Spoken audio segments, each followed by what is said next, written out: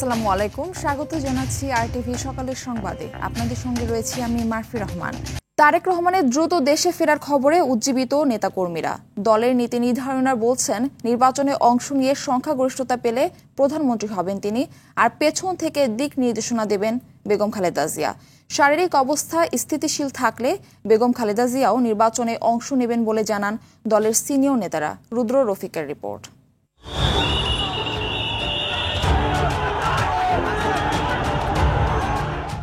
2007 সালে সেনা সমর্থিত তত্ত্বাবধায়ক সরকারের আমলে গ্রেপ্তার হন বিএনপি চেয়ারপারসন বেগম খালেদা জিয়া, তারেক রহমান ও আরাফাত রহমান কোকো। গ্রেপ্তারের পর জিজ্ঞাসাবাদের সময় তারেক রহমানের উপর অমানুষিক শারীরিক নির্যাতনের অভিযোগ ওঠে। প্রায় 8 মাস কারাবন্দী থাকার পর 2008 সালের 3 সেপ্টেম্বর জামিন পান তারেক রহমান। 11 সেপ্টেম্বর উন্নত চিকিৎসার জন্য হাসপাতাল থেকে যুক্তরাজ্যের উদ্দেশ্যে রওনা হন। এরপর থেকে লন্ডনে বসবাস করছেন তিনি। 2018 সালে দুর্নীতি মামলায় দণ্ড পেয়ে দ্বিতীয়বারের মতো কারাগারে পাঠানো হয় বেগম খালেদা জিয়াকে। মায়ের অবর্তমানে সে সময় থেকে ভারপ্রাপ্ত চেয়ারম্যানের দায়িত্ব পালন করে দলের নেতৃত্ব দিয়ে আসছেন তিনি। 24-এর গণঅভ্যুত্থানে আওয়ামী লীগ সরকারের পতনের পর থেকেই রাজনৈতিক অঙ্গনে একটি প্রশ্ন, কবে দেশে ফিরছেন তারেক রহমান। নানা সময় নানা কথা শোনা গেলেও সোমবার বিবিসি বাংলাকে দেওয়া এক সাক্ষাৎকারে তারেক রহমান জানান, নির্বাচনের আগেই দেশে ফিরছেন তিনি। জনগণের সম্পৃক্ত এরকম একটি নির্বাচন হবে, সেখানে তো অবশ্যই আমি নিজেকে দূরে থাকতে পারবো না, আমাকে আসতেই হবে। মাঠেই ইনশাল্লাহ থাকবো আমি। নির্বাচনে জয়ী হলে তারেক রহমানই হবেন আগামী প্রধানমন্ত্রী, বলছেন দলের নেতারা। আমরা যদি সংখ্যাগরিষ্ঠতা পাই, তারেক সাহেবই আগামী দিনের প্রধানমন্ত্রী, এখানে কোনো নাই। দল ও রাষ্ট্রের সব কার্যক্রম বেগম খালেদা জিয়ার দিক নির্দেশনায় পরিচালিত হবে বলেও জানান তিনি। যেহেতু তারেক রহমান সাহেব এতদিন করেছেন, দল চালিয়েছেন, করেছেন, স্বাভাবিকভাবেই তারেক রহমান সাহেবই দেশের নেতৃত্ব দিবেন এবং পিছন থেকে আমাদের চেয়ারপারসন তাকে গাইড করবেন। আসন্ন জাতীয় নির্বাচনে বেগম খালেদা জিয়াও অংশ নিতে পারেন বলে জানান দলের এই জ্যেষ্ঠ নেতা। আমাদের দলের চেয়ারপারসন হচ্ছে ম্যাডাম খালেদা জিয়া। উনি যে বর্তমান শারীরিক অবস্থা, আমার মনে হয় এই শারীরিক অবস্থায় উনি নির্বাচনে অংশগ্রহণ করতে পারবেন। তারেক রহমানের ঘোষিত 31 দফার ভিত্তিতে একটি সুখী সমৃদ্ধ দেশ গড়ে তোলা হবে বলে জানান বিএনপি নেতারা। এই 31 দফা সেখানে ম্যানিফেস্টোতে ভীষণভাবে প্রভাব ফেলবে। রুদ্র রফিক, আরটিভি, ঢাকা। বুয়েট শিক্ষার্থী আবরার ফাহাদ হত্যাকাণ্ডে 6 বছর পেরিয়ে গেলেও মামলার চূড়ান্ত নিষ্পত্তি হয়নি। বিচারিক আদালত ও হাইকোর্ট মৃত্যুদণ্ডসহ রায় দিলেও এখনও আপিল বিভাগে কার্যক্রম শুরু হয়নি। মামলা দ্রুত নিষ্পত্তি ও নিরাপত্তা নিশ্চিতের দাবি জানিয়েছেন আবরারের পরিবার। আবরারের স্মৃতিকে সম্মান জানাতে শেরে বাংলা হলে স্থাপন করা হয়েছে স্মৃতিফলক। 2019 সালের 7 অক্টোবর তাকে নির্মমভাবে পিটিয়ে হত্যা করে তৎকালীন বুয়েট ছাত্রলীগের সদস্যরা। এই ঘটনায় দায়ীদের দৃষ্টান্তমূলক শাস্তির দাবি এখনও গণমানুষের।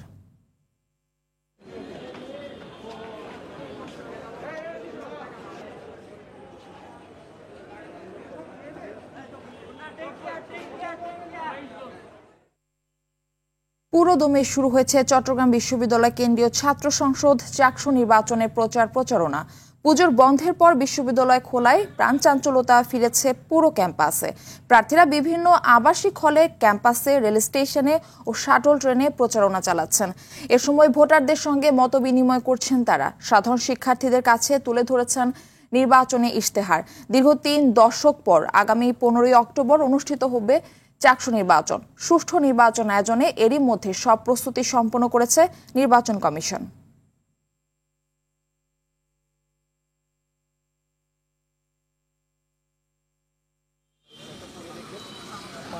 তারা কিন্তু সাধারণ শিক্ষার্থীদের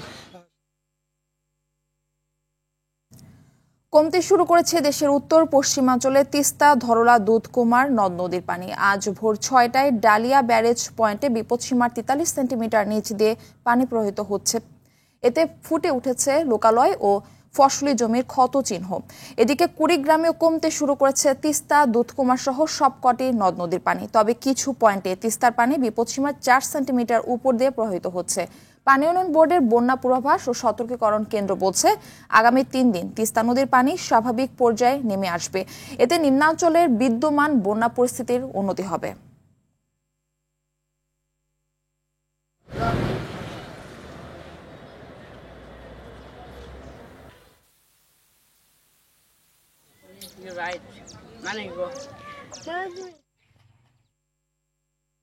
দর্শক, এই বিষয়ে আরো জানাতে লালমনিরহাট থেকে যুক্ত হচ্ছেন সহকর্মী তন্ময় আহমেদ নয়ন।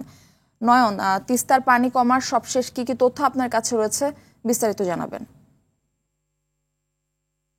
গত পরশু থেকে রোববার রাত থেকে লালমনিরহাটের তিস্তা ব্যারেজ পয়েন্টে কিন্তু বিপদসীমার 20 সেন্টিমিটার উপর দিয়ে পরবর্তী গভীর রাতে রাত 12টার পরে 35 সেন্টিমিটার উপর দিয়ে পর্যন্ত পানি প্রবাহিত হয়েছিল।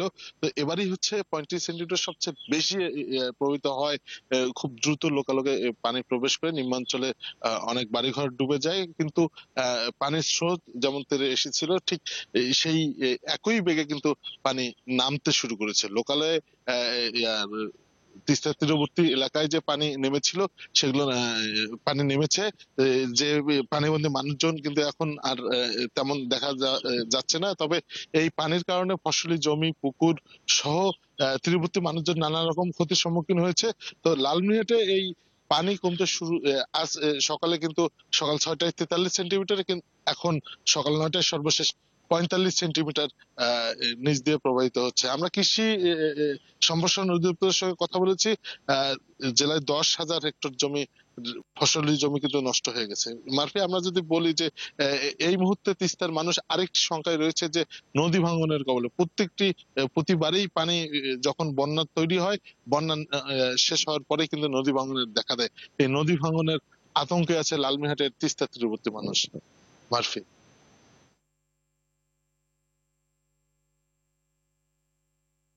ধন্যবাদ আপনাকে। ঝালকাঠির সুগন্ধ বিষখালী নদীতে নিষেধাজ্ঞার মধ্যে অবৈধভাবে ইলিশ শিকারের দায়ে 9 জেলেকে 1 মাস করে কারাদণ্ড দিয়েছে ভ্রাম্যমাণ আদালত। অভিযানে 37,000 মিটার অবৈধ কারেন্ট জাল ও একটি মাছ ধরা নৌকা জব্দ করেছে মৎস্য বিভাগ। এদিকে ভোলায় নিষেধাজ্ঞা উপেক্ষা করে ইলিশ ধরা ও বিক্রির অভিযোগে 7 জনকে আটক করা হয়েছে। এছাড়া অবরোধের সময় কর্মহীন জেলেদের 25 কেজি করে চাল দিয়েছে জেলা প্রশাসন। গত 24 ঘন্টায় 18টি টিম অভিযান চালিয়ে 3,55,000 মিটার জাল, 24 কেজি ইলিশ মাছ জব্দ করেছে জেলা মৎস্য বিভাগ।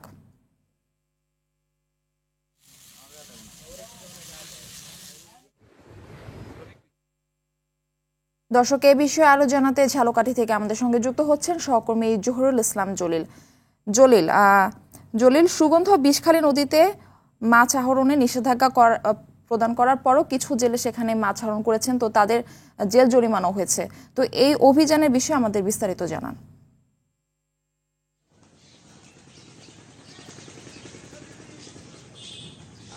এই মুহূর্তে আমি দাঁড়িয়ে আছি নদী ছাড়াও কিন্তু ঝালকাঠি সুগন্ধ এবং বিষখালী নদীকে 6টি পয়েন্টে কিন্তু যে ইলিশ রক্ষার যে কার্যক্রম সেই কার্যক্রম বাস্তবায়নের জন্য মৎস্য বিভাগ জেলা প্রশাসনের সহায়তায় কিন্তু অভিযান পরিচালনা করছেন 4টি টিম দুভাগে সকাল এবং রাতে।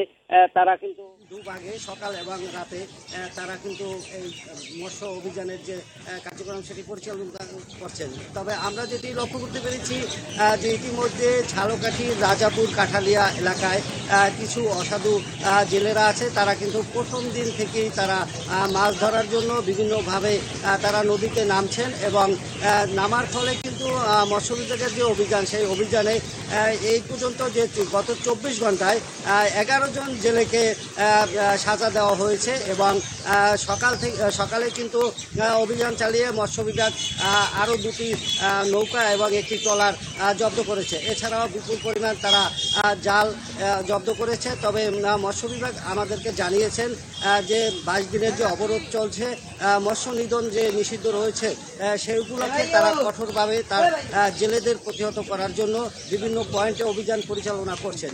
ঝালকাঠি জেলায় কিন্তু ইতিমধ্যে যে 3700 জেলে রয়েছেন নিবন্ধিত, তাদেরকে 25 কেজি করে যে চাল দেওয়া হয়েছে সেটিও মৎস্য বিভাগ আমাদেরকে নিশ্চিত করেছেন। তারপরেও কিন্তু যে মৎস্য শিকারে কিছু কিছু অসাধু জেলেরা এই মুহূর্তে নদীতে মাছ শিকারে নামছেন এবং তারা কারেন্ট জাল ব্যবহার করছেন। তবে তাদের কিছুতেই প্রতিরোধ করা যাচ্ছে না। মারফি।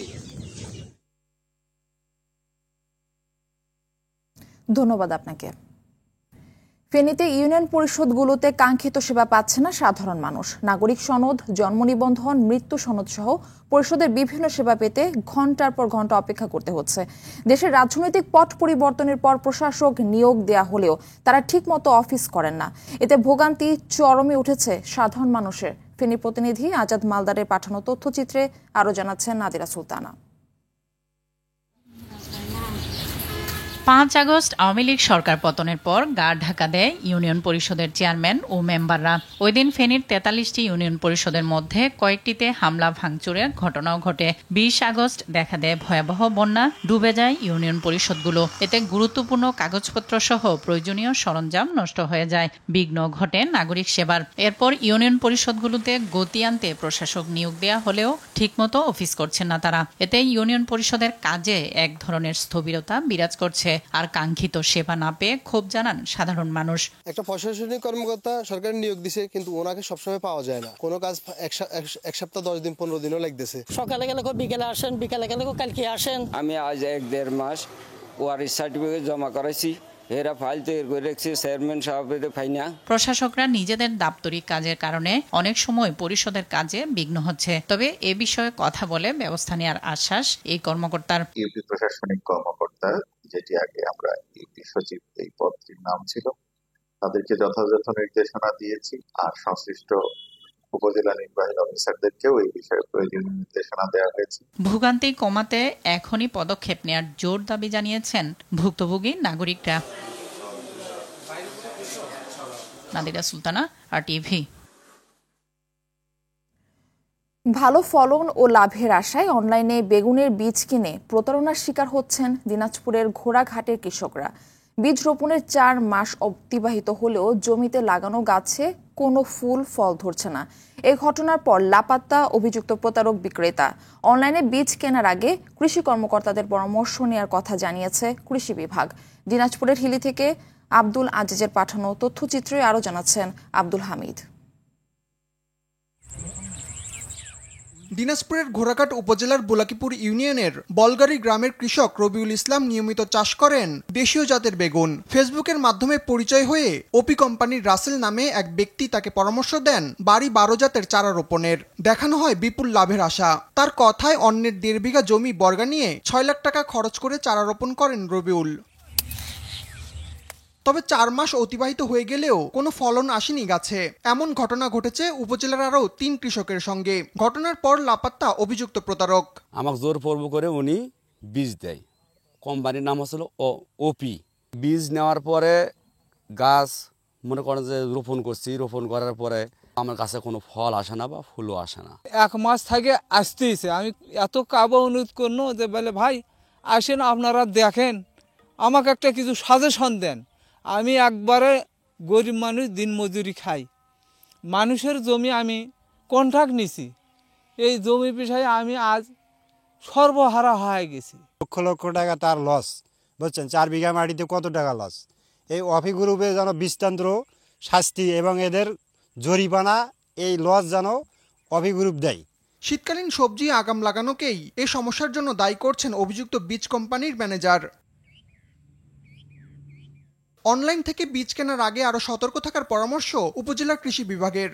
তো আমাদের পরামর্শ থাকবে সামনে এরকমভাবে কোনো কৃষক যেন অনলাইন থেকে কোনো কিছু কৃষি পণ্য, বিশেষ করে বীজ, সার বা চারা কিনে প্রতারিত না হয়, সে বিষয়টা আমাদের পরামর্শ থাকবে। ক্ষতিপূরণ ও ফলনশীল বীজ সরবরাহের পাশাপাশি এসব প্রতারক চক্রের বিরুদ্ধে দ্রুত ব্যবস্থা নেওয়ার দাবি ভুক্তভোগী চাষিদের। আব্দুল হামিদ, RTV। নারী বিশ্বকাপে নিজেদের দ্বিতীয় ম্যাচে বিকেলে ইংল্যান্ডের মুখোমুখি হবে বাংলাদেশ। গুয়াহাটিতে ম্যাচটি শুরু হবে বাংলাদেশ সময় বিকেল 3:30টায়। প্রথম ম্যাচে পাকিস্তানকে উড়িয়ে দিয়ে দারুণভাবে নিজেদের বিশ্বকাপ মিশন শুরু করেছে নিগার সুলতানা জ্যোতির দল। তবে দ্বিতীয় ম্যাচে টাইগ্রেসদের সামনে নারী ক্রিকেটের শক্তিশালী প্রতিপক্ষ ইংল্যান্ড, যারা একদিনের ক্রিকেটের র্যাঙ্কিংয়ে বিচারেও দ্বিতীয় সেরা দল। ইংলিশদের হারাতে হলে তাই ব্যাটিং, বোলিং, ফিল্ডিং 3 ডিপার্টমেন্টেই নিজেদের সেরাটা দিতে হবে জ্যোতি মারুফাদের। যদিও নিজেদের সর্বোচ্চ দিয়ে ম্যাচটিতে ভালো করতে মুখিয়ে জয় দিয়ে বিশ্বকাপ অভিযান শুরু করা উজ্জীবিত বাংলাদেশ। থানচি বান্দরবান সড়কের বিজিবি চেকপোস্ট থেকে বলিবাজার যাওয়ার একমাত্র জনগুরুত্বপূর্ণ সড়কটি পরিণত হয়েছে মৃত্যু ফাঁদে। খানাখন্দযুক্ত সড়কে কাদামাটি ও গর্ত থাকায় চরম ভোগান্তির শিকার হচ্ছে শিক্ষার্থী, রোগী, সাধারণ জনগণ ও যাত্রীবাহী পরিবহন। বান্দরবান প্রতিনিধি মোহাম্মদ শাফায়েত হোসেনের প্রতিবেদন, বিস্তারিত জানাচ্ছেন লামিয়া তানজিন মাহমুদ। দেশের অন্যতম পর্যটন কেন্দ্র বান্দরবান, যে সৌন্দর্য মুগ্ধ চোখে দেখতে ভিড় জমায় মানুষ, সে জায়গার রাস্তাঘাটের এমন বেহাল দশা যেন কল্পনার বাইরে। 2022-23 অর্থ বছরে 70 লক্ষ টাকা ব্যয়ে 4 ইঞ্চির আরসিসি ব্লক দিয়ে প্রায় 500 মিটার দূরত্বে বান্দরবান থানচি সড়ক নির্মাণ করে স্থানীয় সরকার প্রকৌশল বিভাগ। তবুও 2 বছর যেতেই সড়কটি পরিণত হয়েছে মৃত্যুফাতে। বান্দরবান জেলা সদর থেকে যাতায়াতের একমাত্র সড়কটিতে খানাখন্দের অভাব নেই। প্রতিদিনই দুর্ঘটনার শিকার হচ্ছে এই সড়কের চলাচলকারীরা। এমন অবস্থায় সড়ক দুর্ঘটনার ভয়ে স্কুলে যেতে চায় না শিক্ষার্থীরা। অবিলম্বে সড়কের সংস্কার কাজ শুরু না হলে যে কোনো সময় ঘটে যেতে পারে বড় ধরনের দুর্ঘটনা, এমন আশঙ্কা স্থানীয়দের। এখানে এসে আরো বেশি কষ্ট পাচ্ছি, রাস্তাগুলো খুব খারাপ, এমন অবস্থা করুণ হয়ে গেছে গাড়ি চালানো সম্ভব না। এই রাস্তাটা খুব ভাঙাচোরা, অনেক বেহাল মধ্যে আছে। এদিকে আগের প্রাক্কলন সংশোধন করে নতুন প্রাক্কলন সদর দপ্তরে দেওয়া হয়েছে। অনুমোদন পেলে কাজ শুরুর আশ্বাস দিলেন স্থানীয় সরকার প্রকৌশল বিভাগের এক কর্মকর্তা। ডিজাইন টেমপ্লেট অনুযায়ী হেডকোয়ার্টারে সেটা অনুযায়ী আমাদের যে আরসিসি আমরা 175 মিলিমিটার আরসিসি থিকনেস ধরে এবং সেখানে প্রয়োজনীয় 10 মিলিমিটার স্টিল দিয়ে নির্ধারিত ডিজাইনে যে স্পেসিং দেওয়া আছে সেই স্পেসিং অনুযায়ী আমরা একটা রিভাইজ এস্টিমেট তৈরি করেছি। সেই রিভাইজ এস্টিমেট তৈরি করে আমরা অলরেডি এটি সদর দপ্তরে অনুমোদনের জন্য আমরা পাঠিয়েছি। পর্যটনের অন্যতম নিদর্শন বান্দরবানের সড়ক নিয়ে আরো সতর্ক হবে কর্তৃপক্ষ, এমনটাই আশা সংশ্লিষ্টদের। লামিয়া তানজিন মাহমুদ, আরটিভি।